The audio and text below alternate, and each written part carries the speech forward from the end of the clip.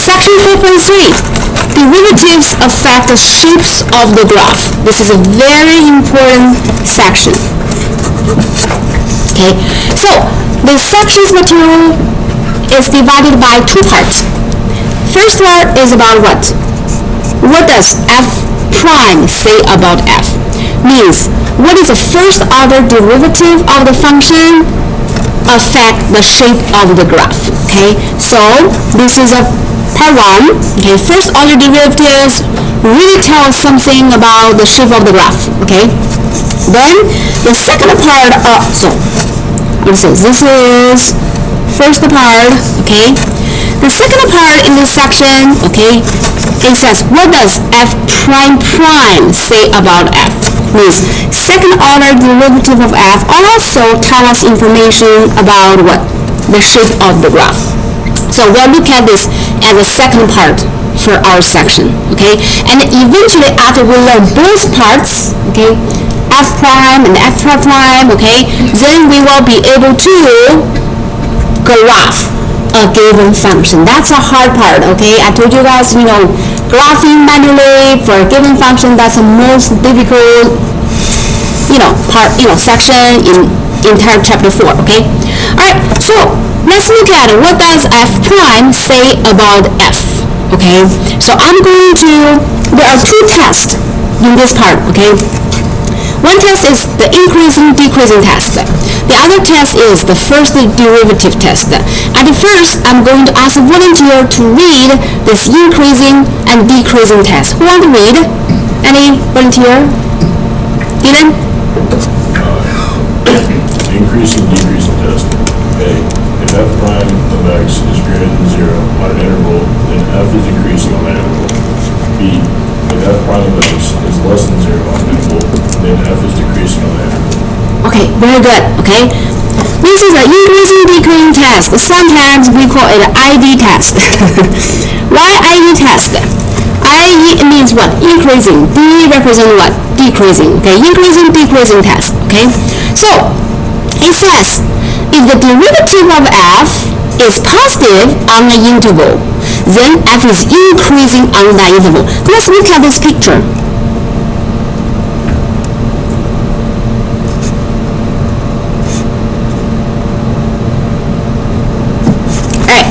So we can tell that the graph varies between horizontally between the interval from A to where? A to D. Okay, I use lowercase letters for these numbers on the horizontal axis. Okay, this is number A, lowercase a, b, c, and d. So y equals f of x is a function, and x varies, or x belongs to the interval from where to where? A to D. Closed interval. Okay, closed interval. Alright, now, guys, let's look at the graph of the interval from the interval A to B. When the x values varies between interval A to B, what do you think about this graph? Is this graph increasing or decreasing on this interval A to B? Increasing, okay? So we look at the graph from the left to right, we can tell that the graph is what? Increasing on this interval A to B, right? How about the graph on this interval B to C? Decreasing. And then the graph is also increasing on the interval from C to what? C to D. We can tell very clearly, right? Now guys, I'm going to draw some tangent lines. Say this is x, okay? And then this is point x f of x, okay? Point x f of x. Now tangent to this point, okay, well, tangent to this curve as a point x f of x, we may have a tangent line, right? Tangent line. I'm asking you, what is the slope of the tangent line? It's positive. We don't know the slope, but we know the slope is what? Positive. Why? Because for this, kind of line, straight line or line segment, we know that it is increasing straight line, right? So the slope of the tangent line is what? is positive, right?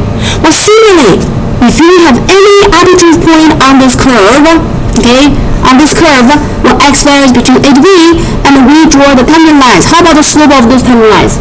They're always going to be what? Positive, okay? Reversely, same thing. If the derivative of f, okay, of x, okay, is positive on an interval when x varies between this interval from a to b, then what? F will be what? Increasing on that interval. See? You draw tangent lines, right? You draw tangent lines, many tangent lines. Every time you draw a tangent line, what is the slope of the tangent line?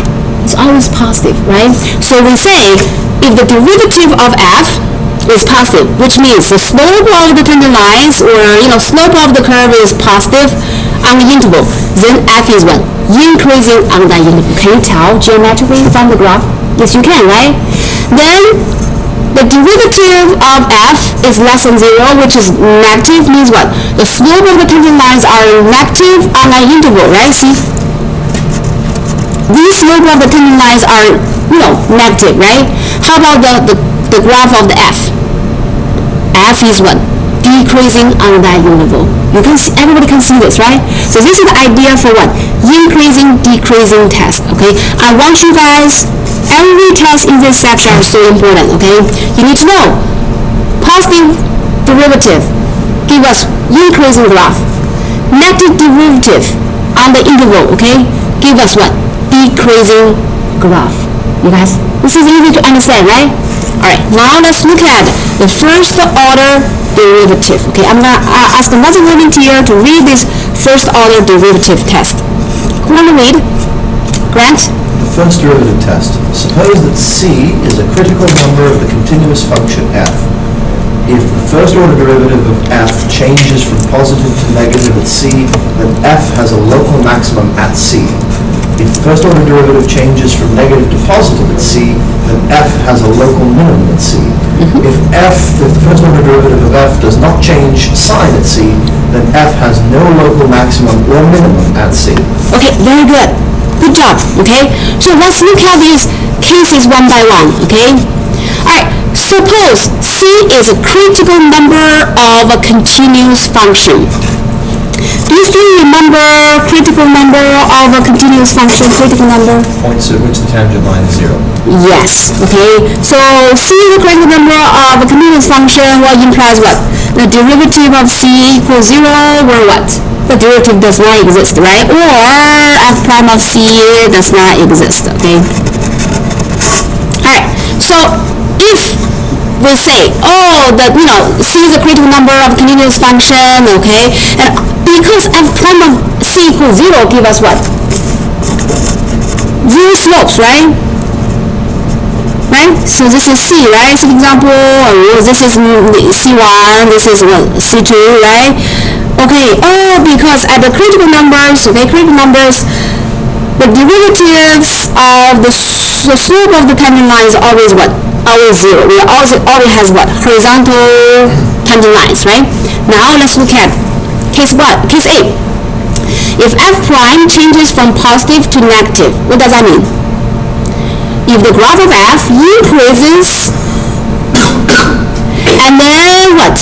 Decrease after they pass c, right? So see, this is the f prime of x is positive, so the graph increases when x is less than c, okay? At c, we know the derivative of f is what? Equals 0, right? Because c is a critical number, right? And when x is greater than c, the derivative of f is what? Less than 0 give us decreasing f, right? Decreasing graph, right? This is c, okay, not 0, okay? So, what can you see from this case? Well, f has a local maximum point. Yeah.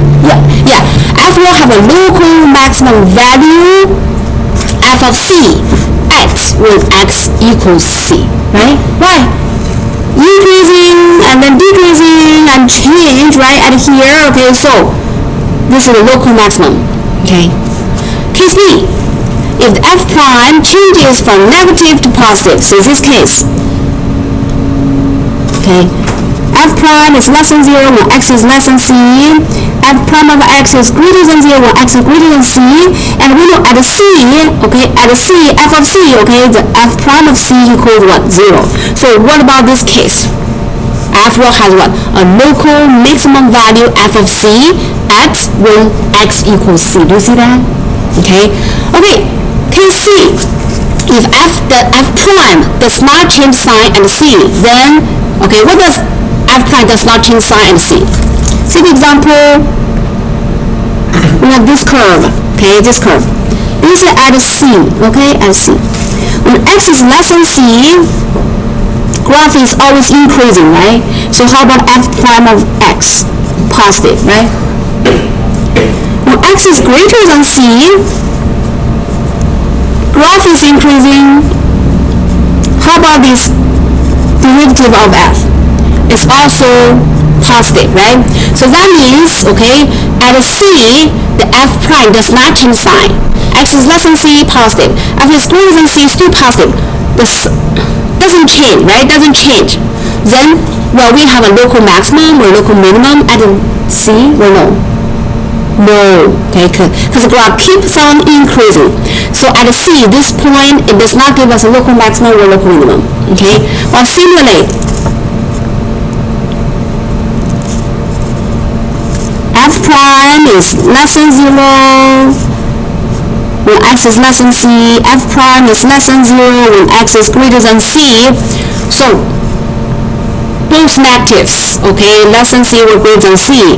So can we say at c we have a local maximum or local minimum? No. Only when the f prime changes sign at c, okay, from either positive to negative or from negative to what? Positive. Then we say f will have what? Local maximum or local minimum. Depends on what? From positive to negative, we have positive, local maximum. Or from negative to positive, we will have what? Local minimum at c. You guys was good? Alright, so these two tests, they're about what? First order derivative of f, okay, tells us, okay? First you know this, then we know what? This, okay? And this test is telling us, in order to find a local maximum, local minimum value of f, what do we do? First find what? Critical number c. Then check when x is less than c or greater than c, what about the sign for the derivative, right? If the sign changes, local maximum or local minimum. If the sign does not changes, neither local maximum nor local minimum. You guys? Okay. So this test tells us how to find the local maximum or local minimum values. This test, increasing decreasing test, tells us how to find what? On which interval function f is what? Increasing or what? Decreasing. How, guys? How to find whether f is increasing or decreasing on the interval? Only check the derivative of f, either positive or negative. If f prime is positive on that interval, increasing. If f prime is negative on that interval, f is what? Decreasing. See, guys? Do you understand these two tests?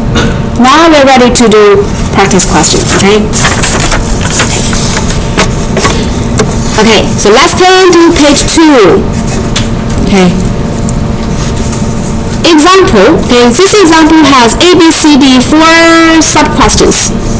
All of these sub-questions works for this example and also works for the other example, okay? Oh, finally. Okay. You got it. Yeah. Okay. So, we will answer these 4 questions for this function, okay? We'll also answer these 4 questions for this function, okay? So at the first, since we only learned about the first order derivative f prime, right?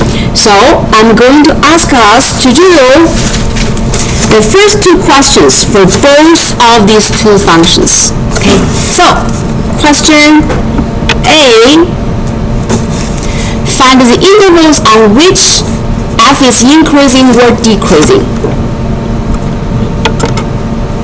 Find the intervals that f is increasing or decreasing. What do we do? First, we find the first order derivative. Find the first order derivative. Okay, so very good. So we're going to differentiate the capital F. Do we need to use the product rule as well as the chain rule. Yeah. So we have x times by square root of 6 minus x. How to differentiate it? Product rule, right? Product rule is telling us differentiate the first times by the second. Plus, keep the first function and differentiate what? The second function. Okay. Alright, so this gives us 6 minus x, okay, and this will be what? Plus x times y. What is the derivative of square root of 6 minus x? By using chain rule, remember I let you guys remember what is square root of u? 1 over 2 times square root of u, right? What is u? 6 minus x. And then differentiate u with respect to x. 6 minus x derivative with respect to x. This is the chain rule, right? You guys? Okay, so equals, I'm right here, okay? Square root of 6 minus x plus what? What is the derivative of 6 minus x with respect to x? Negative 1. Okay, so on the right, minus, this become negative 1, right? Division negative 1, it is here, and we will have x over 2 times by square root of 6 minus x. Right? Alright, so what is this? Remember just now we said about what? Oh, we need to let capital F find derivative, and then eventually we have to find the critical numbers, right? Because of critical numbers we know f prime of c equals 0. Then we check when x is less than c or greater than c, right? We know increasing, decreasing, right? Okay, so but are we going to let this thing equal 0 and solve for x? Yes or no? First, you need to get it as one term so you can also find out. Yeah, the easy way is to combine these two terms and then let f prime equal 0 where it does not exist to give us the critical numbers, okay? However, this is the square root of 6 minus x over 1 minus x over 2 times square root of x, 6 minus x. How can we combine them? Multiply both the top and the bottom by the denominator. Multiply both top and the bottom from this fraction by 2 times by square root of 6 minus x. Yes, very good. So, 6 minus x times by 2 times by 6 minus x. On the bottom, same thing, 2 times 6 minus square root of 6 minus x. You guys, so far so good for the first fraction?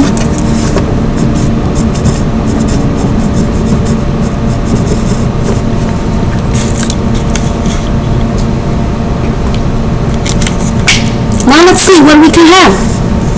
What is square root times square root? Just 6 minus x, right? No square root anymore. 2 times square root of 6 minus x over 2 square root of 6 minus x. You guys, right? Yeah.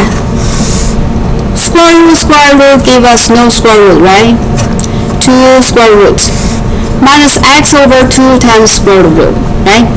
Now same denominator, combine them up. 2 times square root of 6 minus x, and then we use 2 times 6 minus x. This gives us 12 minus 2x, right? And minus x, right? Which is 12 minus 3x. You agree with me? I'm combining the numerator, right? 12 minus 2x minus another x give us 12 minus 3x, right? Now this is in one term, we have both the numerator and denominator, right? So in order to find what? Critical numbers, what do we do? To find those places which are out of the domain and what equals 0. Yeah, okay. So, if we let f prime equal 0, it will imply what? If the derivative equals 0 means what? the numerator should equal 0, right? So give us a 12 minus 3x equals 0. We can solve for x equals what? 4 and, x equals 4, and it doesn't work, it's not defined at 6. Yeah, okay, so let's talk about if f prime of x does not exist, remember we talk about critical numbers, is or equals 0, what does not exist, okay? So, if f prime does not exist means the denominator has to be 0, so 6 minus x has to be what? 0, so we can get x equal what? 6, okay? So actually we found what? We found two critical numbers, okay? So both of them, they're critical numbers, okay? Numbers, alright? Then, okay, we haven't done yet. Remember our first question is find the interval on which f is increasing or decreasing, okay? So we have two critical numbers, we're going to divide them into, put them on the real number lines, okay? Alright, so if we have a new number line, we can put a 4 and 6 on the number line, okay?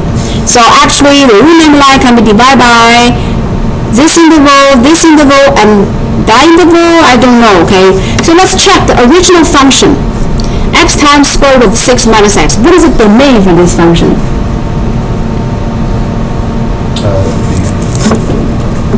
Less than 6. Yeah. 6 minus x has to be greater than or equal 0. It will implies what? Implies 6 is greater than or equals x. It's equivalent to what? X is less than or equals what? 6. You guys? See? X value cannot be over 6. If x equals 7, 6 minus 7 is negative, right? So we cannot. So the x value must be what? Less than or equals 6. So the domain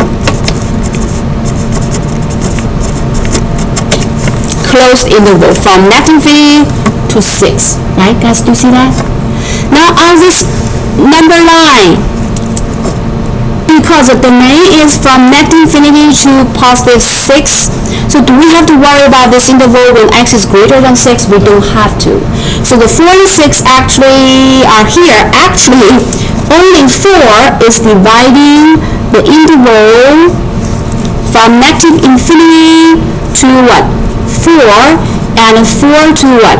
6. Well, here, I'm only use open intervals, because when we talk about functions increasing or decreasing, we must talk about those intervals on open interval, okay, open interval. This point, we do not include it, okay? So, even if 6 is included in the domain, but when we talk about a graph is the function is increasing or decreasing on the interval, we'll only talk about open intervals. So negative infinity to 4, and 4 to 6. We're not talking about on the end point, what will they be? We don't know, okay? It's not we don't know. We're not talking about those, okay? Here it may be a solid point, this may be a solid point, but we don't worry about those. When we talk about increasing or decreasing intervals, okay? Alright guys, now we only need to worry about two intervals, and on this interval we will have a positive sign for f or a negative sign for f. Do we know? Test it. Test it, yes, you're right. So we're going to find key numbers, okay? So we can pick some arbitrary number less than 4. Yes, okay. So key numbers. On this interval, what key numbers do you want to choose? Any number less than 4, what? 0. 0. Or 2, or 3, or 1, or any number, or negative number, anyone, okay? So let's choose a 0. Okay, 0 should be way over there, okay?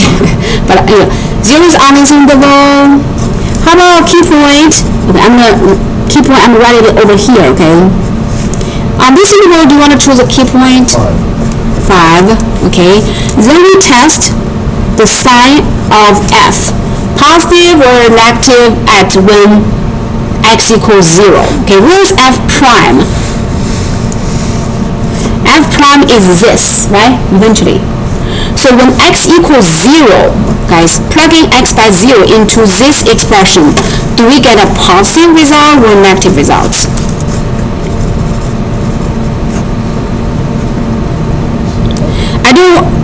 I don't care whether the special value of it. I only need is the sign for this expression, positive or negative?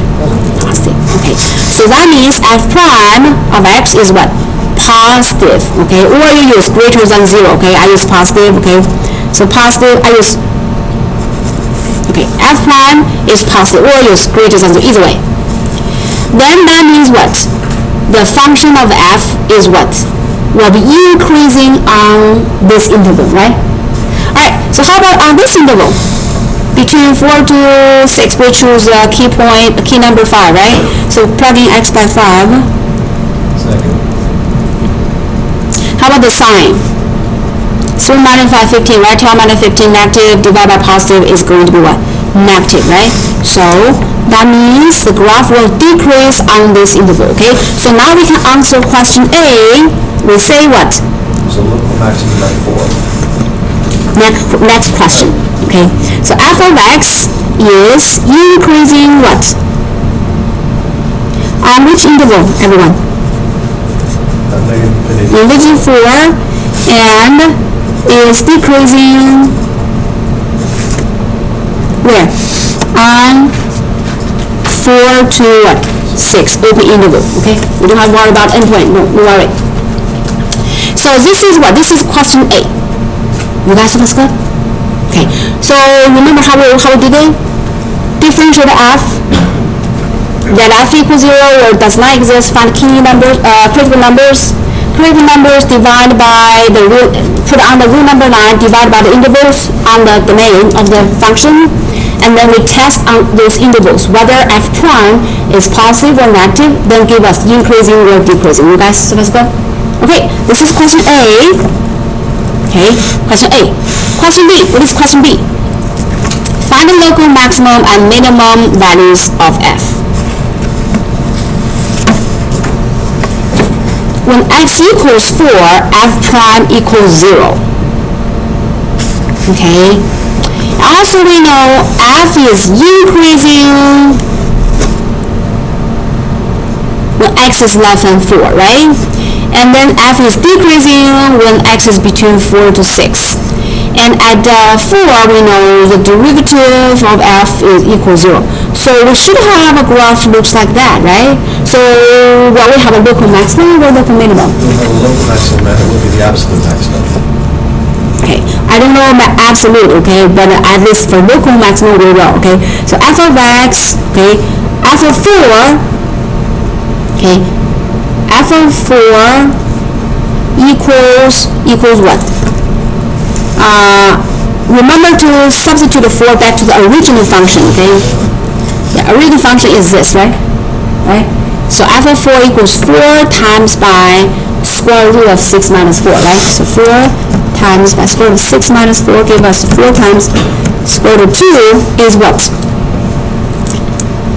Is a local maximum of f. Sure. Wouldn't it be the maximum because it only increases to that point? The function from that point forward is only going up, so wouldn't it have to be the absolute maximum? Well, eventually you'll see that's absolute maximum. But the question is not asking us. I know, I'm just saying that. Yeah, it will be. So once we draw the picture, you're right. It will be the absolute maximum. Okay, but so far the first derivative test only tells us to find a local maximum, local minimum. That local maximum, local minimum might be the absolute maximum or minimum.